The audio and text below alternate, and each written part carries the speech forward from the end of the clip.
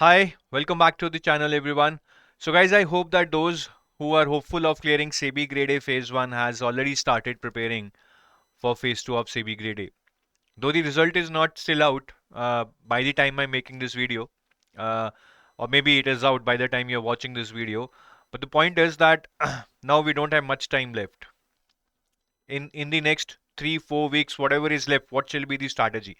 I'm not going to tell you any study plan because now it is not possible to start from scratch and complete now everything. That is almost impossible, and since the syllabus for phase 1 paper 2 and phase 2 paper 2 is entirely same, I'm sure, at least 50-60% preparation is done for everyone who would be clearing phase 1. तो क्या points हैं जो हमें ध्यान रखने हैं, जो हमारी प्रिपरेशन और सिलेक्शन के बीच में खड़े हैं, उन चीज़ों के बारे में हमें डिस्कस करना है. The first point that I want to discuss with you which is very important, maybe many of you might have forgotten about this, कि जब नोटिफिकेशन आई थी तब वहाँ पे मेंशन था that your paper 2 in the general stream would have 90 minutes instead of 40 minutes which used to be the case earlier. तो 100 marks का paper है लेकिन 90 मिनट्स का हो गया है 40 मिनट्स में. So there are some possibilities which might happen which is very important for you to understand and consider, because then only you will be able to understand the further steps that I am going to tell you. अब एक scenario है कि number of questions 50 ही रहे. दूसरा scenario है कि number of questions थोड़े से बढ़ा दें, 65 कर दें, which would be a mix of से 35 2 markers and 31 marker, making it a total of 100. या फिर क्वेश्चंस बहुत सारे बढ़ा दिए जाए, शायद 90 या 100 कर दिए जाए because the time has increased. मुझे इसकी प्रोबेबिलिटी कम लग रही है. ज्यादा प्रोबेबिलिटी यही लग रही है कि नंबर ऑफ क्वेश्चन सेम रहेंगे और पेपर का डिफिकल्टी लेवल बढ़ा दिया जाएगा. So that is the first point you need to understand. We are not sure on this. We are not sure even when SEBI would tell us about the exact pattern. The second point is with respect to difficulty level. Now, if we forget for a moment that case bar time increase हो गया है and let's concentrate on the difficulty level last year, means 2022, तो मेरा मानना है कोई भी difficult question नहीं था, तो many might not agree with me. Difficult इसलिए नहीं था कि अगर आपने कोई कॉन्सेप्ट पढ़ा है, उस पर प्रैक्टिस किया है, तो ऑलमोस्ट सारे क्वेश्चन मॉडरेट लेवल से ऊपर नहीं थे, आप कर सकते थे. तो इजी 23 क्वेश्चंस थे, मॉडरेट 27 थे, और इस पेपर में आई थिंक यहां पे आपको कम से कम 23 में से 20 क्वेश्चन सही करने चाहिए थे, और यहां पे चलो ये मॉडरेट लेवल है तो मैं 18 लेके चलता हूं, 18 या 17 लगा लीजिए, चलो ठीक है.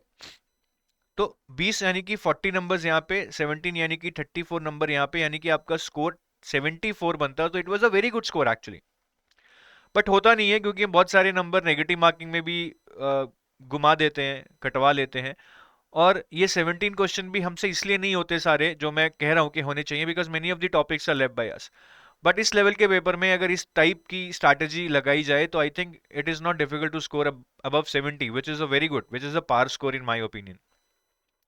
But if you also consider कि यार इस बार तो पेपर और डिफिकल्ट हो जाएगा अगर 50 क्वेश्चन आए, बिल्कुल सही है, तो ये डिफिकल्टी लेवल बढ़ जाएगा. मुझे लग रहा है फिर इजी क्वेश्चन शायद आपके 50 में से 16-17 रह जाए, और जो डिफिकल्ट या मॉडरेट क्वेश्चन है that might become 33 to 35.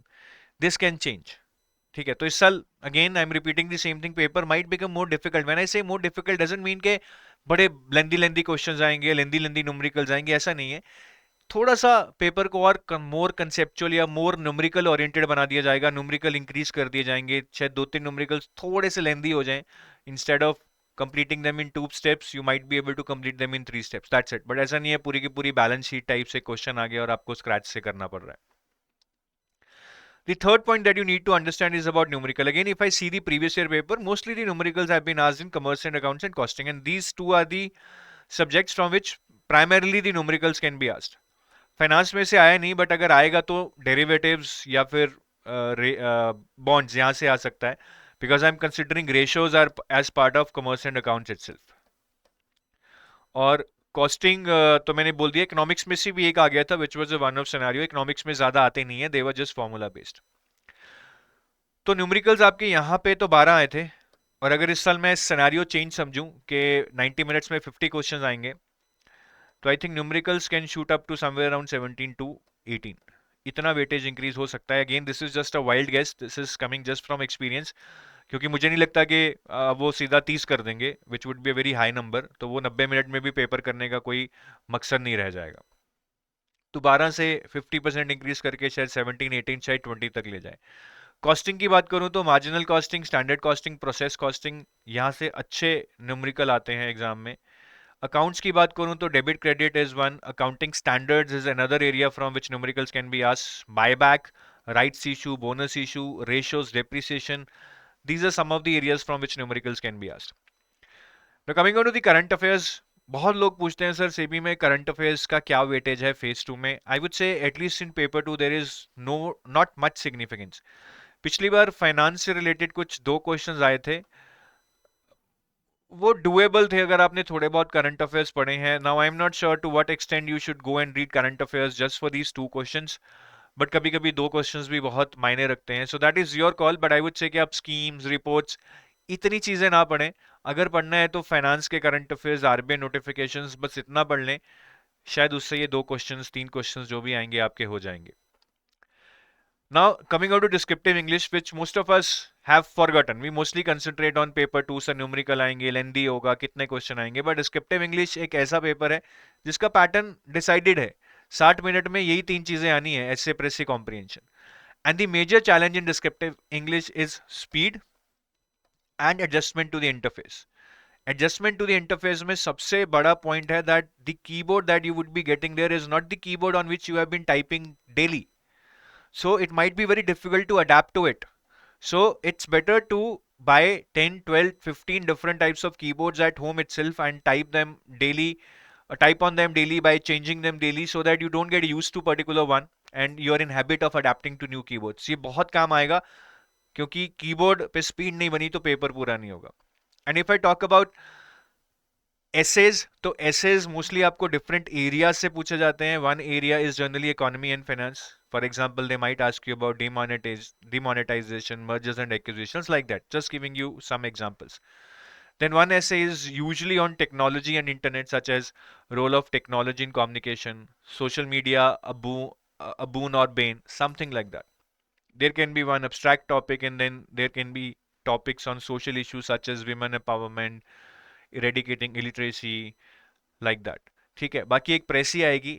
The pressy articles are usually taken from the newspapers, but that doesn't help us because हम सारे newspaper articles तो पढ़ नहीं सकते. और reading comprehensions आएंगे, generally 5 questions on one paragraph. Here I would like to caution you, some people do comprehension in the end, तो उनके टाइम शॉर्टेज की वजह से 1-2 क्वेश्चन रह जाते हैं, which means they are getting 0 out of those 10 marks. तो यहाँ पे मैं यही सजेस्ट करूंगा कि कॉम्प्रिहेंशन के क्वेश्चन पहले कर लो, बिकॉज प्रेसी और ऐसे आप वाइंड अप कर सकते हैं अगर 2-3 मिनट भी बचे हैं. कॉम्प्रिहेंशन में अगर 1-2 क्वेश्चन छूट गए तो उसमें तो आपको 0 ही मिलेगा. There is no way they are going to give you some marks in that. Next, practice. Practice is very very important. आप जितना मर्जी पढ़ लो, एग्जाम में at the end it is all about that how do you perform, how do you manage your time, anxiety in those 90 minutes.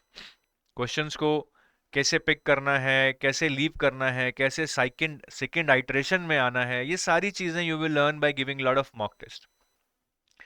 तो सबसे पहले बहुत ज्यादा क्वेश्चंस प्रैक्टिस करो. 5000 plus questions you shall be practicing, and then give mock test. At least 5 to 10 mock test you shall be giving, both for paper 1 and paper 2.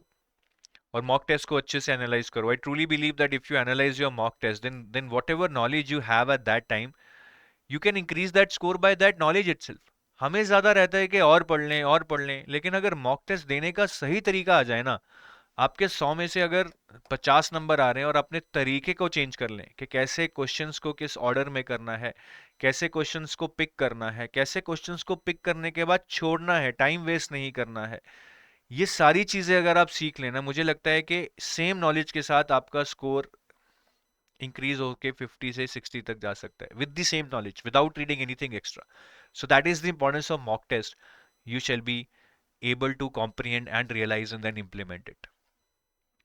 ठीक है, तो ये सारे पॉइंट्स आपने याद रखने हैं. And we have also launch the SEBI grade A live crash course for phase 2, जिसमें क्लासेस 1 अगस्त से शुरू हो चुकी हैं. We are covering a lot of MCQs. We are also teaching you important concepts. So it is going to be really fast-paced program for somebody who has some idea but not complete idea about any subject.